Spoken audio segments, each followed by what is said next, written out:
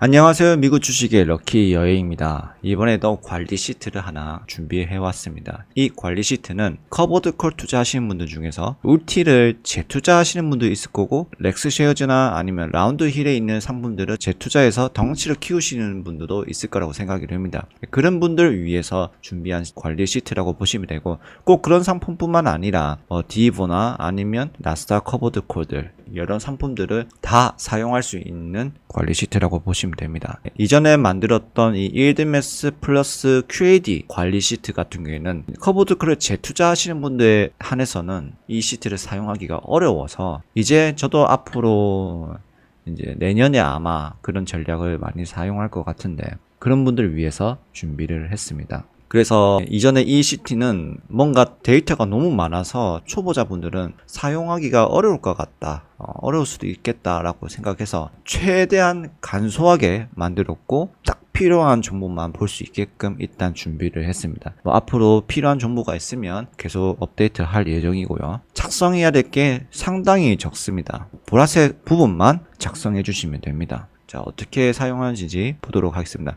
첫 번째 화면은 환율 데이터가 필요해서 넣은 거기 때문에 건들지 않아도 됩니다. 최종적으로 확인해야 되는 화면이라고 보시면 되겠습니다. 먼저 이 프로젝트 시작일, 이 값이 꼭 넣을 필요는 없습니다. 내가 이 투자를 언제 시작했는지 입력이 필요하다, 그런 분들은 작성해 주시면 되고, 여기서 확인할 수 있는 게 내가 실제 투자 원금을 얼마나 투자했으며 평가 금액, 보유 현금 포함해서 합계가 나오는 겁니다. 그래서 수익률이 얼마고 현재 환율 이렇게 나오고 있습니다. 오른쪽에 보시면 기초자산 대비 수익률 몇 %인지 확인이 가능하죠. 그래서 내가 이 투자를 잘 하고 있는지 못하고 있는지 확인이 가능합니다. 그래서 티커명을 입력해 주시면 확인이 가능합니다. 프로젝트 시작일이라고 해서 모두가 한꺼번에 시작하는 거 아니잖아요. 여기는 일부분 내가 확인할 수 있는 거라고 보시면 됩니다. 그래서 시작일은 1월부터 시작했지만 일부 종목을 2월 때부터 시작했는데 그 성과를 알고 싶어 하면 여기다가 티커명을 바꿔주시면 되겠습니다. 그러면 시작일부터 현재까지 수익률이 나옵니다.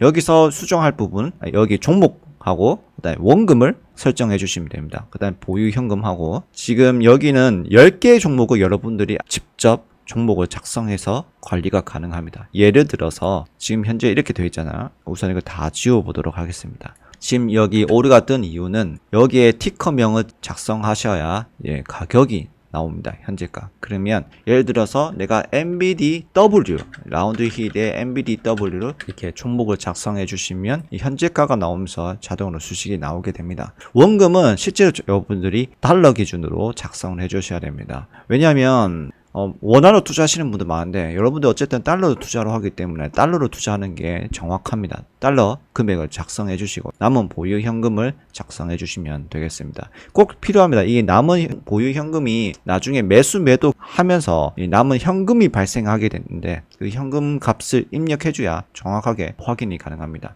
그래, 이것만 일단 먼저 작성해 주시면 되고, 그 다음에 원래 여기 이제 A, B, C, D 종목이 있었으니까 A 종목에 들어갈 거면 이 A 종목에다가 여기 값을 입력해 주시면 되는데, 두 개만 입력하시면 됩니다. 매매 일지와 분배금 일지만 작성해 주시면 됩니다. 매매 일지는 내가 산 시점부터 작성하시면 되고, 지금 예시로 드러났습니다. 25년 6월 5일에 매수, 여기다 매수와 매도 기능이 있습니다. 매수하셨으면 매수, 매도하셨으면 매도 해서 매수를 작성해 주시고, 그 다음에 체결 단가, 내가 직접 산 단가를 작성해 주시고, 그 다음에 거래 수량 작성해 주시면 거래 금액, 보유 수량, 그동안 쌓이는 누적 투자 금액, 평단가, 평가 금액 이렇게 지키는데, 이거는 확인만 하시면 되고, 이거는 이제 수식을 참고할 수 있는 자료라고 보시면 되겠습니다. 이렇게 작성하시면 이 첫 번째 화면에 반영이 됩니다. 첫 번째 화면. 만약 여기 중간에 매도를 했다, 매도를 하게 되면 평단가, 그 다음에 보유 수량, 이게 계산된 값이 이렇게 나오게 됩니다. 그 다음에 분배금 일지, 내가 이렇게 분배금을 받을 때마다 이 분배금을 작성해 주십니다. 지급일, 그 다음에 수량, 주당 분배금 작성해 주시면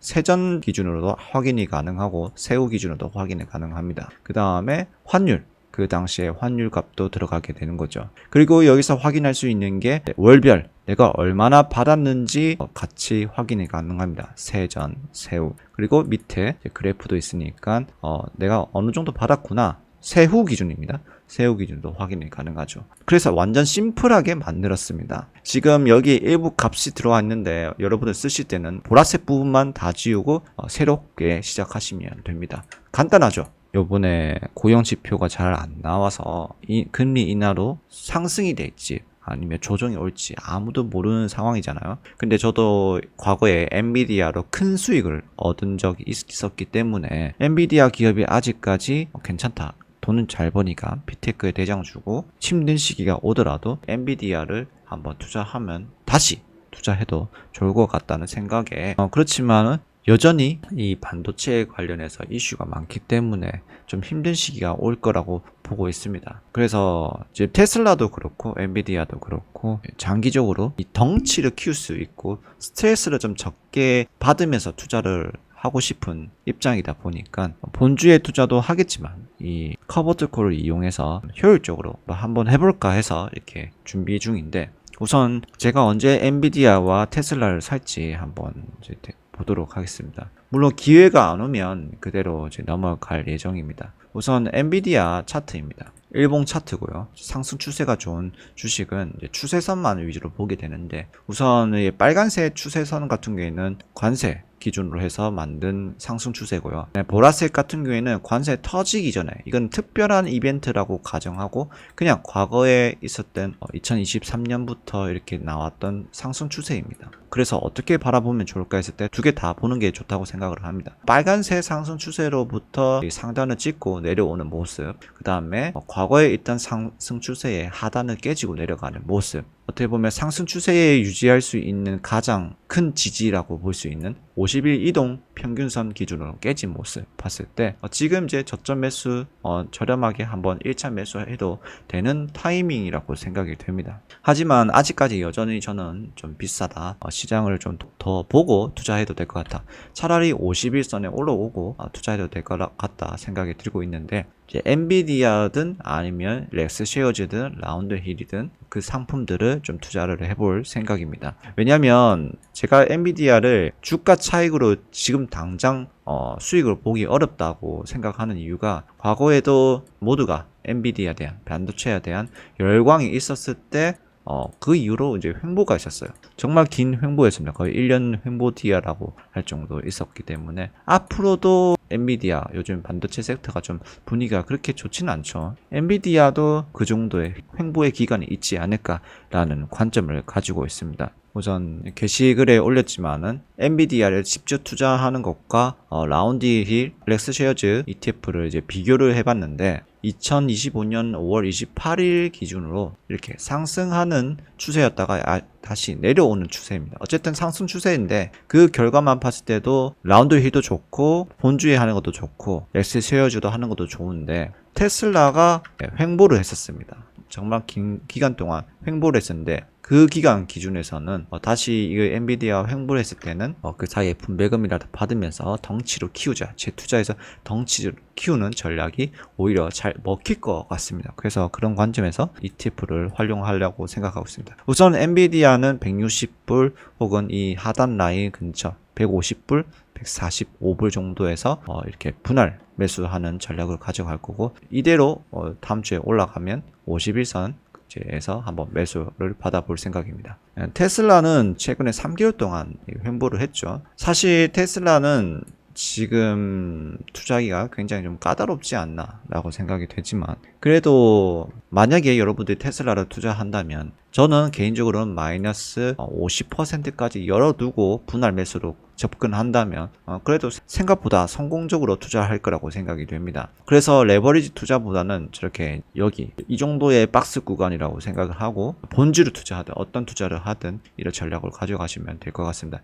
근데 만약에 이렇게 올라가 버리면 점점 리스크는 커진다고 생각을 해요. 그래서 특히 테슬라 같은 경우에는 추세선을 좀 활용하면서 줄 때 먹고 익절을 하고 현금화를 한 다음에 다시 분할 매수를 하면서 좀 전략적으로 4848이 좀 필요한다고 생각을 합니다. 이런 구간에는 그냥 보유의 단계고, 떨어지면 추가 매수, 과격하게 갑자기 급등을 하게 되면 분할 익절로 안전하게 좀 투자를 하는 방식을 해보자 라는 생각을 가지고 있고요. 그래서 엔비디아도 마찬가지입니다. 엔비디아도 저는 이 보라색 상단 라인을 한번 터치하게 된다면 본주에 투자하든 ETF로 투자하든 비중을 줄이는 전략을 가져갈 것 같습니다. 사실 이 정도로 오면 시총이 말도 안 되지만 거의 지금 기준으로 6조 달러가 되는 겁니다. 좀 심합니다. 그래서 이렇게 무거운 주식이 여기까지 올라가는 거는 분할 매도해야 되는 게 맞다고 생각을 하고 있고요. 그래서 이제 이 시트를 통해서 조만간 프로젝트를 조금씩 진행을 하지 않을까 싶습니다. 근데 여기서 중요한 거는 여러분들 만약에 여기서 이제 종목을 엔비디아라고 생각하고 여기서 만약에 매도를 하셨으면 이 매도 금액 있지 않습니까? 거래 금액, 매도 금액을 여기다가 작성을 해 주셔야 됩니다. 그래야 가치 관리가 가능합니다. 그래서 이런 부분이 좀 까다롭긴 한데 그래도 최대한 간편하게 만들었으니까 이 매도 한 부분만 신경을 써서 여기 보유 현금에다가 넣어 주시면 됩니다. 한 계좌에다가 관리를 하는 것도 방법이기도 합니다. 보유 현금을 이제 같이 작성해 주시면 이 포트폴리오도 같이 확인이 가능하기 때문에 내가 위험하게 투자하고 있는지 아니면 지금 비중을 조절을 해야 될까 리스크를 같이 관리가 가능합니다. 네, 그래서 제가 이 시트를 공유를 드릴 테니까 혹시나 좀 잘 안 되는 부분이 있으면 바로바로 댓글을 달아주시면 최대한 빨리 이거를 좀 수정해서 업데이트를 하도록 하겠습니다. 이번 영상이 도움이 되셨다면 구독과 좋아요 부탁드립니다. 모두 미국 주식으로 럭키 여행이 되시기 바랍니다. 감사합니다.